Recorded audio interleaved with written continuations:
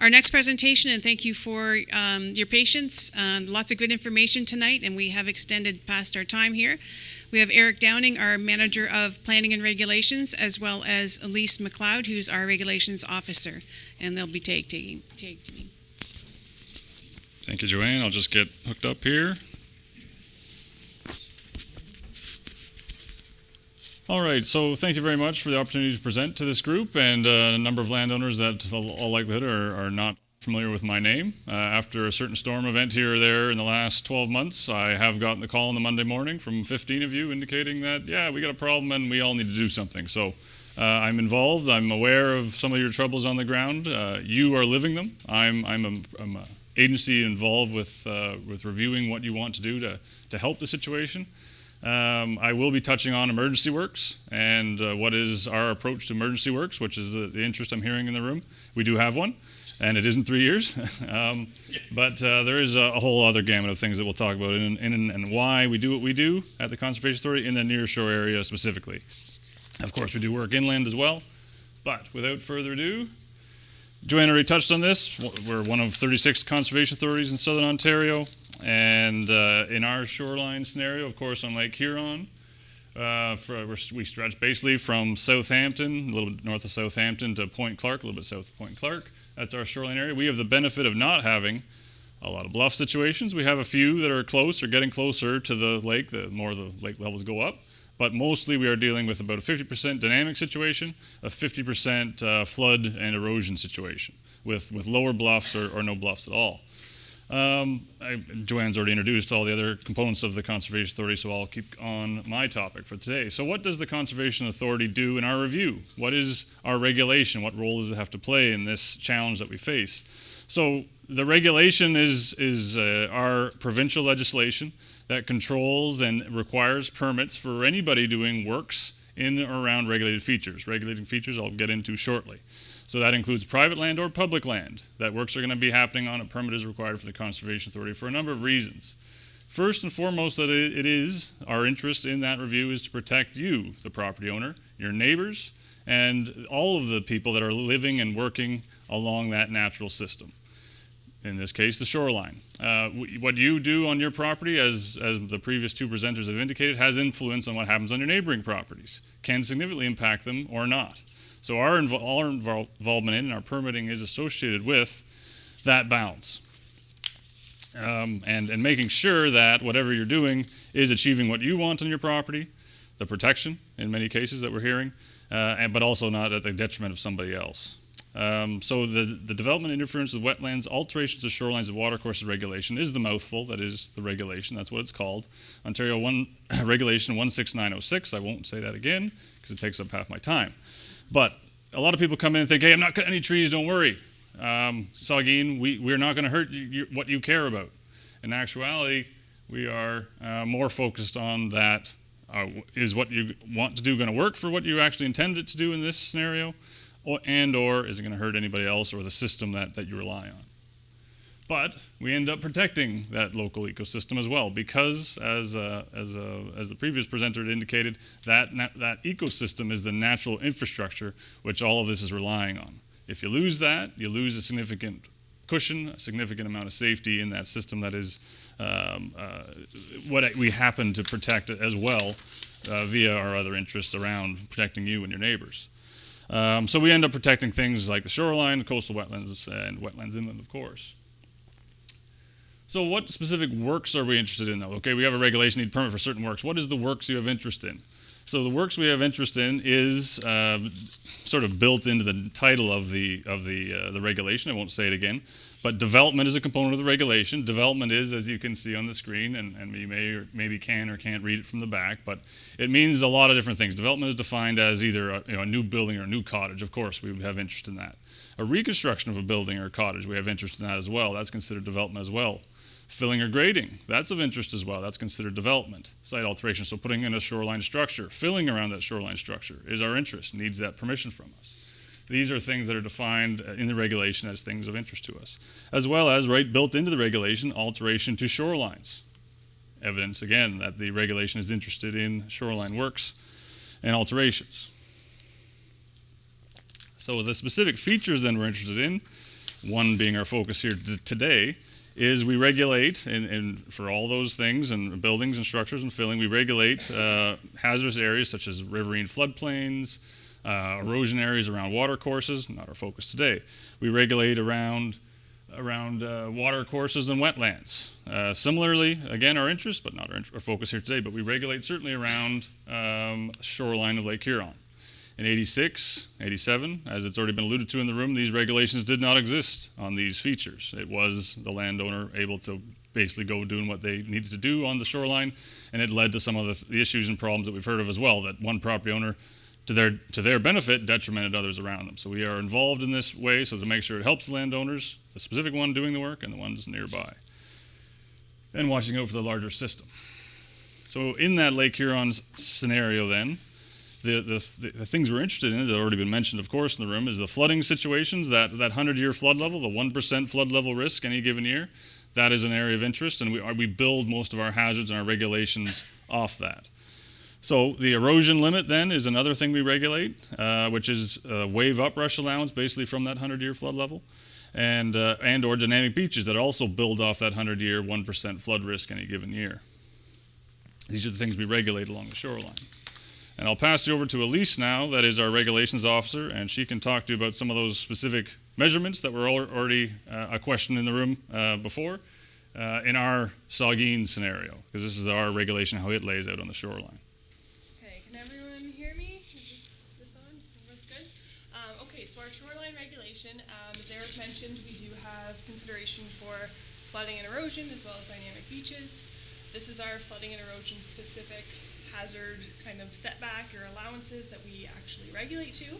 So we first start with the 100-year flood level location, so the location where that hits your property, plus an additional 15 meters for the wave uprush, and then we regulate an additional 15 meters beyond that for flooding and erosion scenarios, just to make sure that any development that you're proposing doesn't inadvertently worsen what the hazard is. So we're just trying to make sure that at the end of the day, your development's safe and the hazard is not worsened by what you're proposing.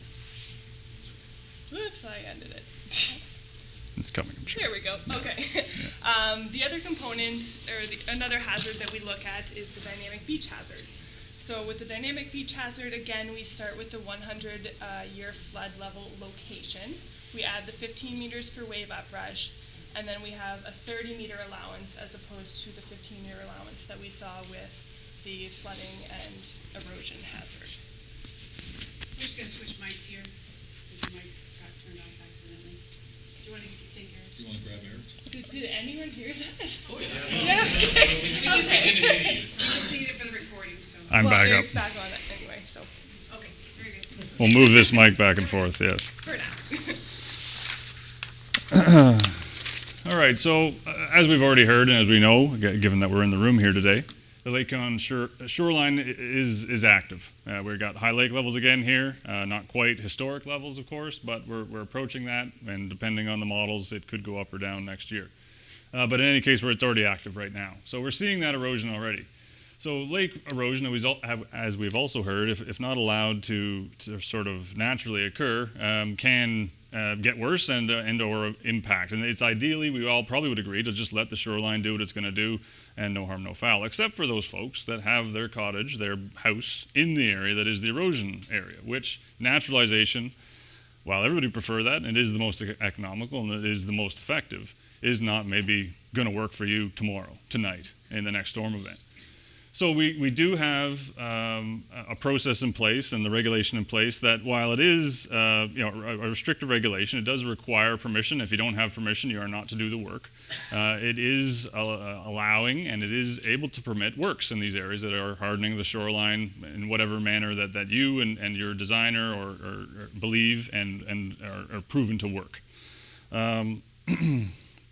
Just let me catch up here. I got some staff at the next meeting that have to try to follow my train of thought here, so I got to make sure I hit my points. But and we understand that yes, there is the majority of our shoreline has existing development on it. It isn't a natural. It isn't a let's decide where to build. We're already there. So what are we going to do about it? So that is a component to the regulation. That is mostly the review and permissions we've been involved with in the last 2 years in essence, and maybe even back to 2016 or so in our jurisdiction. So again, what's our purpose with this regulation? It is to acutely protect that property owner, the subject property, and make sure that the work you're going to do is actually going to achieve what you mean and want, firstly. We want, secondly, to ensure that the work that is going to be done is, again, not negatively impacting your neighboring property. We were talking already, Hannah was talking about flanking. If you put in a beautiful wall and your neighbors aren't on the same page, you put a beautiful wall out there and it just comes around it. Because as you heard, and you know, your properties aren't that broad, you can't protect your sides unless you got a team approach sort of in an area. But also, your wall can deflect energy onto your neighbors. So that's some of the components of our review. We also have that interest and that cumulative impact of how this small project, or maybe it's not a project that you want to do, maybe you're concerned about a new outlet going onto the shoreline nearby your property. How is that going to negatively impact whatever work I have done or never did and never had a problem in the past? The municipality just put a new storm sewer out. What does that mean? We are involved in reviewing that as well for all the same reasons, and making sure that is done appropriately to not negatively impact the surrounding properties or the cumulative sediment transport down the shoreline. Near shore impacts. So that's some of the roles of the regulation and its responsibility and ours in being involved with it. Myself still? Yeah. No. I'll pass this over back to Elise, and we do have to pass the mic.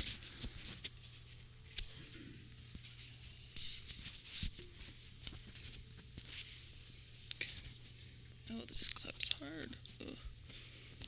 Okay, there we go. So as kind of mentioned before, staff or SVCA staff do encourage natural shoreline, and I guess not hardening of the shoreline, and we don't, of course, encourage development within our hazard areas. In certain cases, though, you may have a proposal to have some kind of erosion protection measure be installed, which in some cases we can actually permit. And that's kind of on a case-by-case basis as well. So this isn't a blanket statement saying whatever you've got in your mind right now is going to fit into these categories, but generally this is how we would look at things. So I guess to start, where erosion protection already exists, so let's say you've got an existing shore wall and it's kind of in need of repair or maintenance. Basically, because it is an existing structure, staff are usually in a position where we can work with you to try to improve that or to maintain it. You still do need permission to do that, and we would be wanting to make sure that the proposal is designed accordingly and that it's constructed by a professional. In areas where there is no protection, and these are specific to shoreline protection or erosion protection measures, not building a cottage. These are specific just to the shoreline measures. So in areas where you don't have anything currently there, we do require input or a report from a qualified coastal engineer to provide support for what you're doing. And as Erik mentioned before, that's kind of to make sure that what you're proposing isn't going to negatively impact your property, properties adjacent to you, or cumulatively impact the area. So for emergency works, SVCA permission can or should be acquired prior to actually starting the works. Like, we do understand that some of these things or some of these measures that you want to install may be a little bit more urgent, and that's fine. We do try to work with you as best we can on that. So first of all, contact us, let us know what you need, why you need it.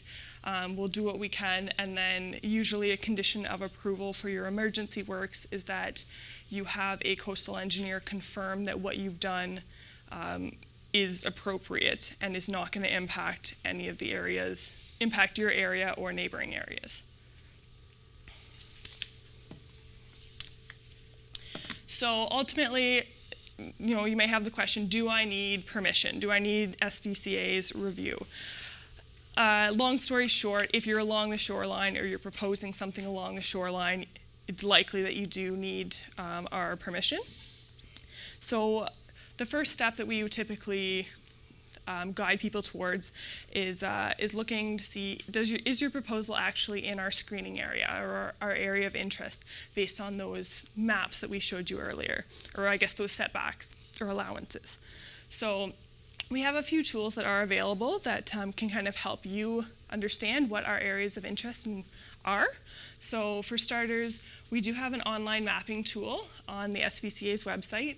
We also have our resources information technician, Jamie, who you can call, you can email, send an inquiry to, and she will get back to you with some information if you're looking for mapping or just have a proposal. She's a good resource. And then there are other agencies that you can talk to or that may be involved, as well as SVCA, for depending on the works that you're interested in performing. So with our online mapping, this is just the Saugeen Conservation website. There is a little button called Regulation Mapping for anyone that's interested to see our areas of interest. If you click on that link, it'll take you to a map that can kind of guide you through what our screening area is. And basically, if you fall within the screening area, you should contact SVCA and make sure that what you're doing, or find out whether or not what you're doing will need approval from our office. There's also the Bruce County GIS mapping, which has a layer in the planning section that has Conservation Authority data, if you're more familiar with using that system, that can provide the same screening area. So step 2, you found out you're in the screening area. Step 2 is, does what I'm proposing need a permit? So again, as I mentioned, there are very few proposals along the shoreline that won't need permission. So that's a good start. If your proposal has filling, grading, excavation, you're doing repair, you're doing maintenance, you're converting a structure into a different use, we have an interest in all of that. Again, it's best to reach out to our office, contact our information technician, that's why she's there, and just start the conversation. So specific examples of shoreline projects. So if you've got any new building or structure, you want to put up a cottage, you have an addition, you want to put a deck on, you have a boathouse, you have erosion issues, you want to have an erosion control structure or put armor stone to protect your property, that's all of interest to us. If you've got an outlet that you want to improve, or if it needs repair, again, that's something that we have interest in, and yeah, repairs or replacements to existing structures. And so after you go through that and you find out that yes, what you're doing likely does need permission from the SVCA, then next question is, do you have a site plan or a proposal for us? So we are a review agency, so we will accept your proposals for review. So you will ultimately have to have some kind of plan in place with details and a site plan showing that this is what I'm proposing, this is, if you're filling, this is how much fill I'm bringing in. You have to have that information for us so that we can work with you. If we don't know what you're doing or the extent of what you're doing, then the process can get dragged out a little bit longer. And something even as simple as just adding riprap or adding some of that armor stone, you still do have to have a plan for us. Typically, when you're doing shoreline protection measures, we ask, in some cases, for it to be keyed into the lake, which we would want to show kind of what you're proposing. So the more information, the better from our review standpoint. And there's kind of an example, it may be a bit hard to see, of a site plan. Our site plans are, okay, here's the building, or here's the shore wall, this is the distance from a lot line, this is the distance to the house. Like, we need a few distances so we can actually figure out where this is that you're proposing. And that would be an example of a cross-section of you're wanting to put a wall in. Like, give us some information, the depth of the riprap that you're putting in. Are you keying it in? That's the kind of information that we do need, and it is important for our review.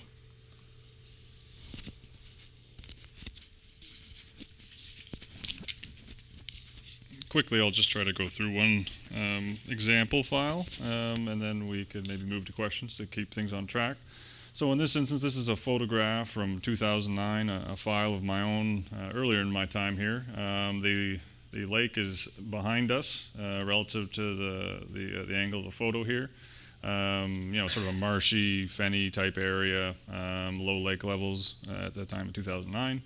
Proposal for development in this shoreline area here. The tree line is actually a fairly good indicator in most of our shoreline of where the water got to in '86, because no mature trees survived beyond that where the lake got to.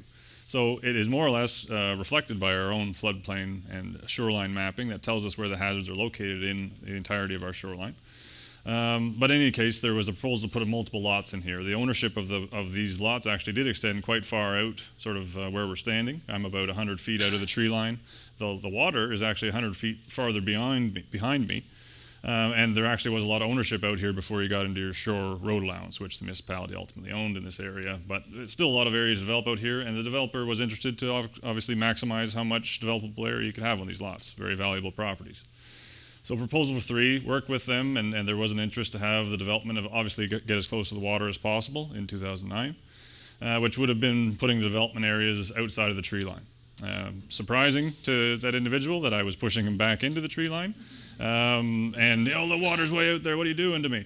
I've been here long enough to have a photo from 10 years later. Where I was standing was about there. And again, the water was that far out again behind me, but as you see in 2019, the water line, and this isn't the record level certainly, as you see that the mature trees aren't quite getting contacted yet, is quite a bit up higher. This is not a dynamic beach scenario, you don't have a dune situation here, but what you have though is still that 15-meter wave uprush allowance that Elise did show earlier. And that happens to come right to the edge of this. It is actually armor stone, but it just happens to be the landscaping this individual chose for the area.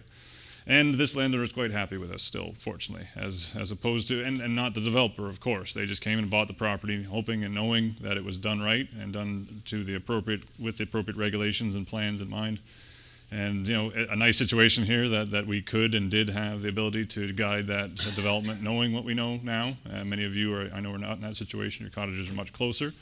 But in any case, a bit of a case study and a bit of an example there of the regulation working on a virgin site, of course. But as Elise has highlighted, we do have a lot of other approaches to not so virgin sites that real problems are existing and are happening on.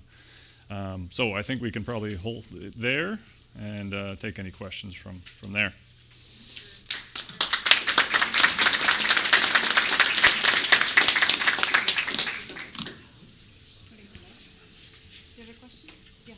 I've got a question.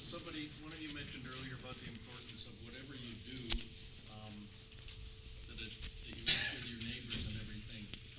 In my case, right beside us is town property where they put in a new storm drain quite a number of years ago on top of an existing storm drain. And people walk down there. It's a beach access thing, but it's about where that wall is to, I would be looking out the window from my place. It's right there.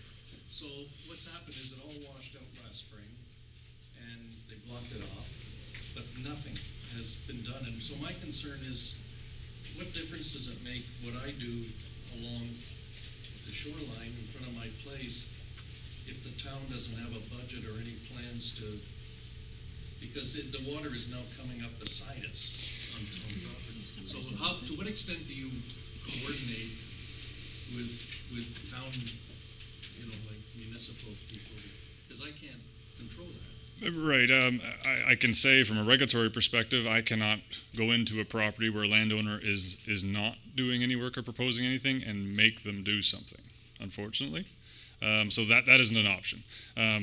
Beyond then my toolkit, what I would recommend would be to talk to the municipality. They typically aren't interested to erode somebody else's property out to the point where there's damage to your property, because they know that you might come knocking with a greater bill in your hand than they'd be interested in if they were to work with you initially. So I would suggest that.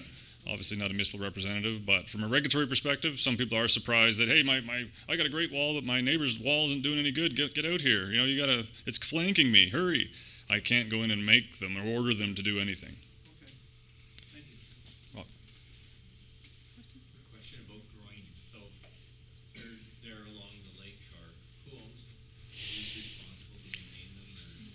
We haven't seen a lot move forward in our jurisdiction. Certainly in the last 15 years, I can't think of any. The bed of the lake is a complicated thing around ownership, I would assume. But as far as MNRF would tell me, it typically, if there is water over it, that is public lands. And if you want to do work on public lands, you would not only need our permit, you would need the MNR's permit. And I don't believe you would suddenly own the land unless you agree to some sort of an easement or maintenance regime with regards to that structure with them. And quite frankly, something that we would require, because yes, these things, as Hannah and others were saying, have to be maintained or else they're useless, walls or groins or what have you. But we don't see them in our jurisdiction lately for whatever reason. More so hardened walls right at the shoreline, partially on or your property and then the neighboring landowner is typically the municipality, because there very often is a shore road allowance immediately first. It's very often underwater now, so that's also MNRF Public Lands interested as well. So there's a couple groups you got to talk to there. But yeah, you wouldn't suddenly own the land because you put a groin on it, as far as I understand. Okay. Thanks again, Erik and Elise, for that.